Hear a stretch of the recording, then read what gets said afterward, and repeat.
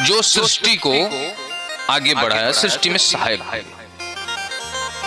कश्यप जी महाराज की 13 पत्नियां हैं, दिति, अदिति, सुरसा, काष्ठा, कद्रु, वनिता आदि। दिति से दैत्य, अदिति से आदित्य, कद्रु से काले नाग, वनिता से गरुड़ पक्षी आदि सृष्टि में सहायक हुए, जिससे इतनी बड़ी सृष्टि की रचना हुई।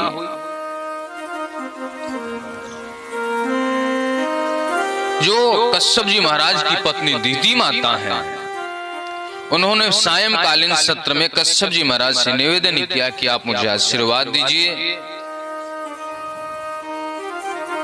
संतान प्राप्ति की वरदान दीजिए। ऋषि महाराज कहते हैं, देवी सायंकालीन सत्र में भगवान भोलेनाथ अपने गणों के साथ विचरण करते हैं, इस समय गर्भ धारण करना उचित समय नहीं है। लेकिन भागवत महापुराण में लिखा गया कि यदि कोई कितना बड़ा भी ज्ञानी हो, यदि वो कामांध हो गया तो उसको सुबह शाम रात दिन का पता नहीं चलता। आज काम देवता ही शायद इनके सर के ऊपर सवार थे।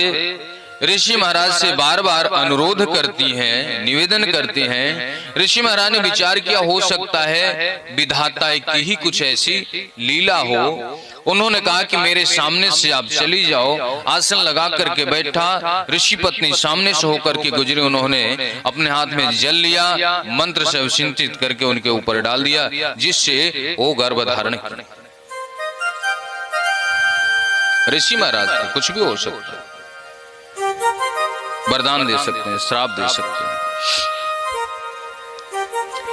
लेकिन बाद में दिति माता को बड़ा दुख हुआ, प्रायश्चित करने लगे।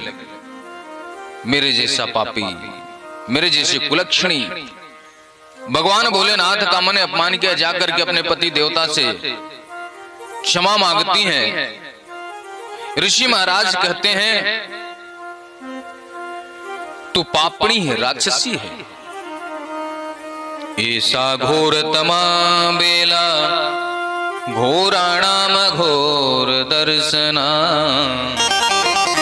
चरंती यस्या भूतानि भूतेशानु चराणि। तुमने भोलेनाथ का अपमान किया है, प्रभु क्षमा कर दो।